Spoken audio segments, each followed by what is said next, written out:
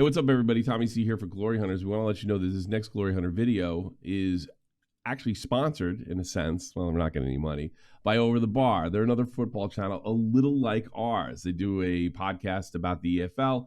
They're kind of German football focused, and most of the guys are English. And they even do game days. Recently, they've done one in Wiesbaden, and strangely enough, a game that my son and I was at, Berlin Union versus Mainz 05. They filmed there as well. So it's a really interesting channel, and they're kind of like reaching out to help us. They've established themselves a little bit. We're like sort of a brand new channel. We're just starting to put out regular content. So just keep in mind when you watch this video or this football debate that to give these guys a sub too. Now, they probably can help us a lot more than we can help them. But if for some reason you're not subbed to them, I would appreciate if you gave them a chance, at very least gave them a chance, give them a sub, and check out their content. Curtis actually helped me yesterday with Rangers Celtic Scottish Cup final, and we did a watch along together. It's real good. It was like kind of a podcast sort of watch along thing, kind of like what we do here. And they also do them over there. So there's a lot of similarities, and it's really kind of just funny that we found each other. I really enjoyed their videos. I think it's a completely unique sort of concept. I guess they thought of it before I did. They look like they've been doing it for 3 years or so. But yeah, we really appreciate them reaching out because they have a lot more subs than us, and they're going to help us out, and we're going to help them out. And keep in mind, if you want to do something like this yourself, we're looking for short makers, editors, writers, personalities to be Glory Hunters, to produce content. And the best way to do that is to get to know us on our Discord channel. Really, the hub of Glory Hunters is not so much a YouTube channel content creation, although we're starting to do that now. It really is a social aspect within Discord, and we stream a lot of games in there, hang out, throw a few beers back, all times a day, too. Sometimes if you're in Europe, we're watching MLS real late at night, and possibly the Mexican League. I'm thinking about doing that, the Mexican League second leg of their final soon. So without further ado, please check out these great guys, and we're getting more Glory Hunter assets right now. And they go over kind of an interesting football debate. And here you go.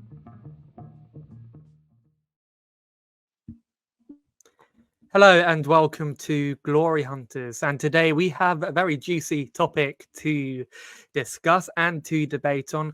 We are going to be discussing whether the community aspect of football is slowly dying. This debate kind of spurned because before we started recording, Reese, we were having a very passionate debate over whether top four sides, and our focus is actually on the top four sides in England, are kind of destroying the community aspect of football thanks to globalization, thanks to how they're actually kind of like appealing to a whole different audience. And we saw that with the European Super League as well. And obviously we would love your thoughts as well. So if you are watching, then give us your thoughts on this debate, whether you agree with us or whether you disagree with us, down below in the comments. But let's talk about the top four, Reese, because those were the clubs that we were talking about. We'll also move on to Wrexham as well. Do you reckon community, or the sense of community, is dying in football? I think we're getting that way, especially within the Premier League, to be honest, because one of the things that the EFL does really well is its sort of community award, and you're always seeing sort of players going out to schools or going out to visit fans. Or with Ipswich, we saw players during lockdown make phone calls to fans who were struggling and who were feeling lonely. So it's great to see that community aspect sort of kept up in that regard. The problem is that with success and with rising fame within a football club, you're naturally going to gain more tourism. And if you look at how many people you sort of meet, me and you are a great example. People you meet purely by being at football, and people you don't talk to unless you actually go into a game of football, which is a mad thing to think about. Maybe that sense is being lost.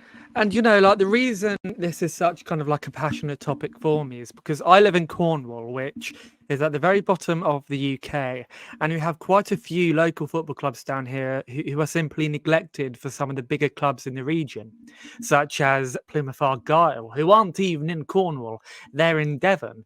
And a lot of local fans kind of like neglect some of the local clubs down here just so they can go and support the bigger team. And I reckon that's also kind of like a very good example of like the community aspect of football kind of dying, because like you get that with like Wrexham nowadays. Like let's talk about Wrexham, because I wonder whether in the next 10 years whether Wrexham will be feeling the same effects of some of these bigger clubs where, thanks to globalization, which is almost like a buzzword for me today, commercialization as well, whether they'll feel kind of like neglected in favor for this audience. Yeah, I won't say they're sort of there entirely yet, but there's definitely signs that are heading in that direction. Let's cast our minds back, I think around 6 months ago, and Wrexham put a tweet out UK time. I think it was just after midnight. So no fans in the UK or in Wrexham are naturally, unless you're up nights like I do, are naturally going to see that.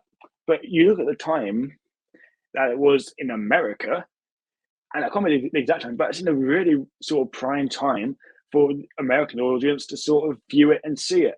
And it wasn't even as if that was a sort of low news story or a story that didn't have much sort of effect. It was about Phil Parkinson. It was about the manager. And the fact that fans are now starting to feel sort of cut off from their club is a horrible thing to sort of see, because I know that that teams and clubs naturally have to appeal to the whole globe. I get that 110%, but I'm not going to open this can of worms because we already have done this before about FA Cup replays and them being scrapped. 3 days after the Premier League season ended, Tottenham and Newcastle flew out to the other sides of the world for a pointless friendly. What's the Premier League becoming? It's all for money, really. And, you know, like we saw this with the European Super League as well. And I want to say this now. It's not the fans that are destroying the sense of community in football. It's the football clubs themselves who are so out of date and out of touch with their own fan bases. And we saw this with like the European Super League as well, and how some of the old bigwigs up top are like Manchester United, Barcelona, for example, just assumed that their fans would be okay with them literally participating in the Super League and taking their clubs out of, say, the Premier League, for example, the Bundesliga, La Liga as well. And it's such a shame to see. This is only an issue that will probably be getting worse, won't it, Reese? Yeah, it will get worse for August and any sort of better. I think we're going to see a theme now of domestic fixtures being played in different countries. There was a rumor going around on Twitter, and it came from the FIFA president. Sorry, his name skips my mind now, but they're genuinely talking about domestic club fixtures being played in different countries. Fans are being left abandoned. Who in America, and I'm using America just as a random country, pick anyone in the world that you want to. Of course, they're going to want to watch Manchester City against Liverpool. Fantastic. They're going to get that ground pumping.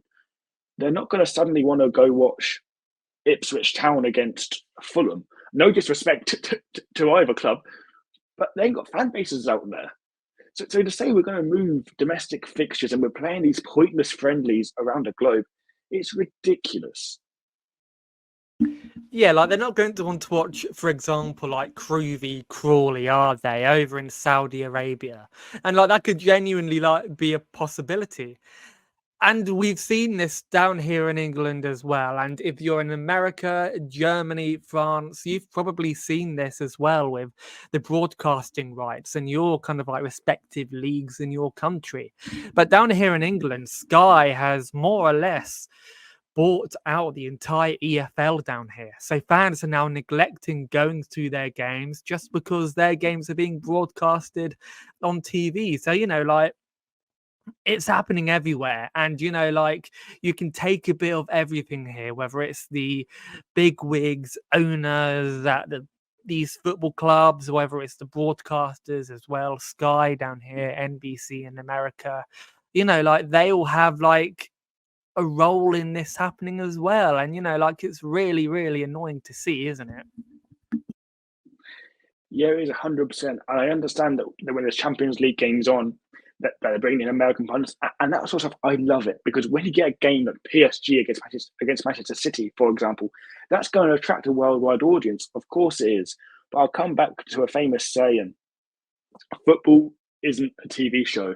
It's a ground you go to. It's the whole day. It's waking up early in the morning, getting excited to go. You walk up the terrace. You go out for food afterwards. That's what football is. Football isn't a TV show.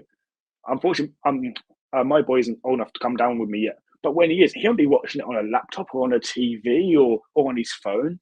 He'll be coming down to football to a stadium because that's how football is. Football isn't about sitting at home and being comfortable and being warm and watching on TV. Sometimes you are freezing cold in a football ground. But guess what? That's football. That's why we love the sport. And the one thing that really annoys me is, for example, and we'll see this next season with our club Ipswich, where games will be rearranged to really inconvenient times because TV broadcasters simply want to broadcast them on TV. I think it must have been the first game of last season in the Championship, Ipswich v Sunderland. Am I right in saying that was rescheduled to a Tuesday night, midweek, when both teams are over 150 miles away from each other? Like that is absolutely ridiculous. Yeah, I remember as well. I believe it was the promotion season. Correct me if I'm wrong. The Exeter away game, originally scheduled for the Saturday, got moved to Sunday at 12 o'clock. It was ridiculous. I mean, thankfully it meant I could go. But it was ridiculous. We left because the coaches pick you up from Portman Road. We left Portman Road at 2:30 in the morning to make a 12 p.m. kickoff. Because it's that long of a journey. You're sleeping on the coach and you're not making the most of a day. If that would have stayed at Saturday 3 p.m., you can make a day out of it. But instead, fans are always last priority. I know it was Tottenham at home. I think it was against Manchester City. They rearranged it on Monday night. Manchester City fans couldn't get back to Manchester after the game. So then you're paying out hotel prices in the capital of London. Who can afford these sort of things? And then suddenly football was becoming more and more inaccessible and more unaffordable when we're in the cost of living crisis as well.